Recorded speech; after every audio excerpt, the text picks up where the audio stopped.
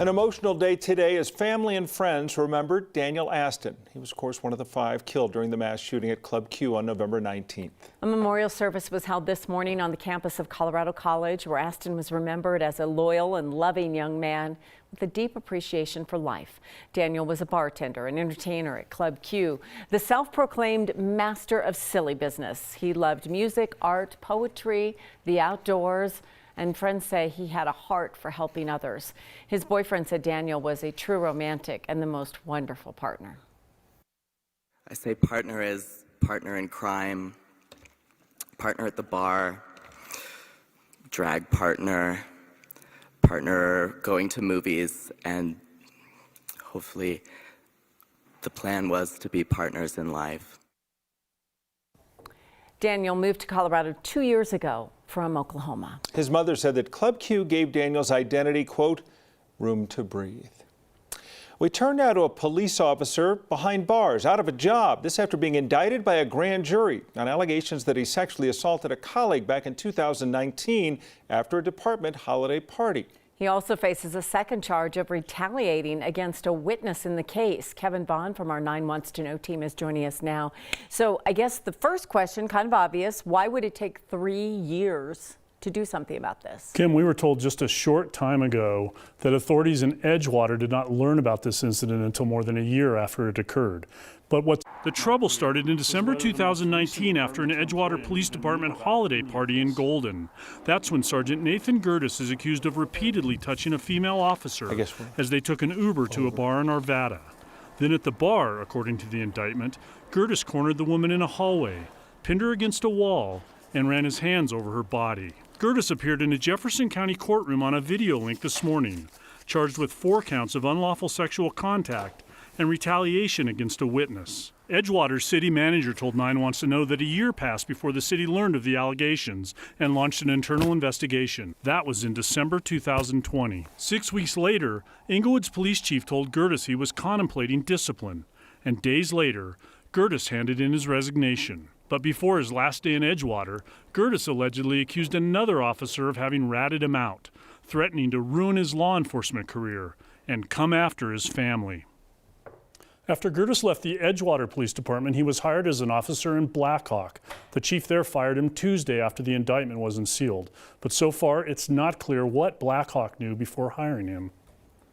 So the question becomes now, I mean, we've seen this happen several times now where officers seem to move from jurisdiction to jurisdiction without any penalty or even awareness of what they may have done in the past. That's right. There's a law in the books now that requires this stuff to be reported to the board that certifies police officers in this state, but that law was not in place when this happened.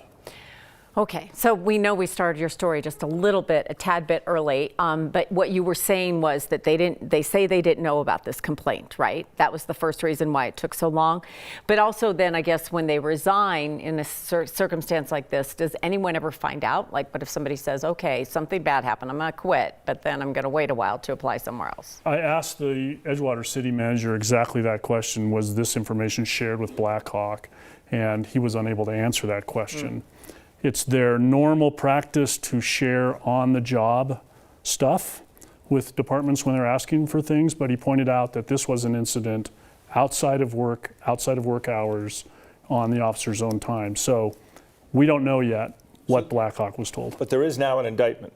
There is an indictment. He's being held on $100,000 bond, cash only, and he's due back in court at the end of January. And do we know, did Edgewater look into it with a full internal affairs, or was it never looked at? Was it somewhat looked into? They brought in an outside firm to conduct an investigation, and that's what led to them telling him he was going to be disciplined and then to his resignation, according to the indictment. Okay. Much more to follow on this one, and we know that's your job. So that's why you're on the investigative team, Kevin. So we'll stay tuned for updates on this. Thank you. Thank you.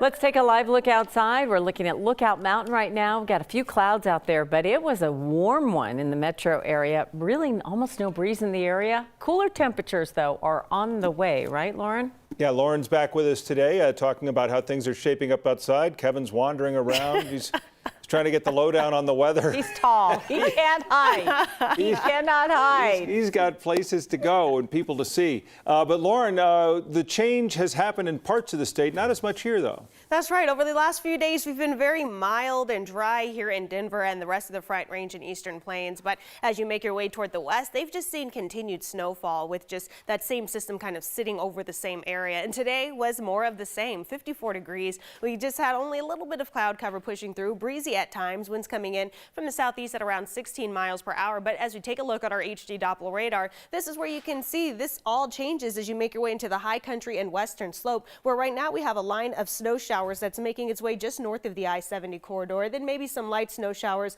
in the far northern portions of the Front Range Mountains there. But the rest of us just staying clear, dry, and mild as we continue through the rest of the day, and we're going to see that again tomorrow. But with all of the snow to the west, we have several winter weather advisories that'll be in effect. We also have avalanche warnings that'll continue through this evening and tomorrow morning. So I'll have all of those details for you. With our breezy day expected tomorrow, we're going to continue to watch for snow in the high country. Then I will have details on when we finally have snow chances for right here in Denver. That'll be in my 7-day forecast. Okay, we'll look for it. Thanks, Lauren. One woman is dead. Another left in critical condition after a stabbing this morning in Denver. It happened about 8 a.m. at an apartment near South Havana and South Parker Road. The call came in as a domestic disturbance. When police arrived, that's when they found 2 women with stab wounds. Shortly after, Denver police got a call about an assault nearby, that near 2500 South Dayton Way. Witnesses there helped to detain the suspect. Police then arrested him, and now they're trying to figure out if he is connected to the stabbing. A man has been arrested for a shooting from the day after Thanksgiving. It happened near Union Station. Denver police arrested Donovan Atencio Garlado. It happened on November 25th near 22nd and Arapahoe near noon.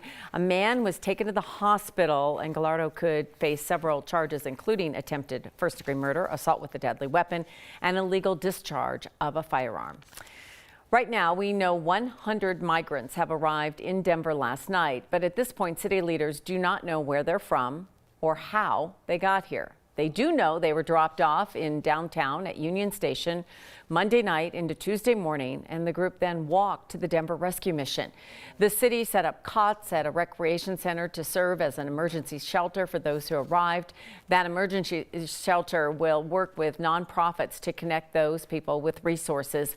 The city says they're expecting an update on how many migrants have been transferred to the emergency shelter later tonight. Yesterday, we told you about this yesterday when Brian Sicknick's family refused to shake hands with Senate Minority Leader Mitch McConnell and House GOP Leader Kevin McCarthy. Sicknick, of course, a fallen U.S. Capitol officer, was among those being honored with a Congressional Gold Medal ceremony for their defense of the Capitol during the January 6th siege. Sicknick suffered seizures after the riot and died a day later of natural causes. His mother, Gladys Sicknick, said McConnell and McCarthy deserved the snub. She's also surprised that it's garnered this much attention. We were talking about saying something, and then we said, no, I think the best way is just to ignore them. And we had no idea it was going to blow up like this. We really didn't. And I'm glad it did, because I think it made them think about what they do. Yesterday, McConnell said this about the snub. He said, today we gave the gold medal to heroes of January 6th. We admire and respect them. They laid their lives on the line, and that's why we gave a gold medal today to the heroes of January 6th. Today marks the 81st anniversary of the attack at Pearl Harbor. The Japanese Navy launching that strike on the morning of December 7th, 1941. Of course, that's what drew the United States into World War II. There were more than 2,000 Americans who died. The bombings also did heavy damage, destroying a significant number of American ships and planes. It was the next day when FDR, the president, gave that famous address to Congress, describing the day as a date which will live in infamy. It was shortly thereafter that Congress passed the declaration of war against Japan, marking the official beginning of our country's role in World War II. They call it the prime effect, and it's happening. It's happening on social media right now. And we're talking about Deion Sanders after being hired for the head coaching job at CU and the influence he's having as far as followers and likes. Also, the sound of a pencil sharpener. Well, it's a pain for some, a joy for others.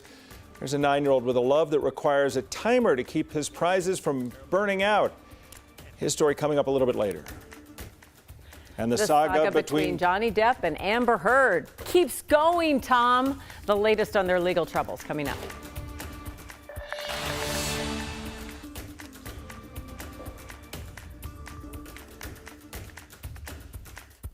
I thought you were gonna-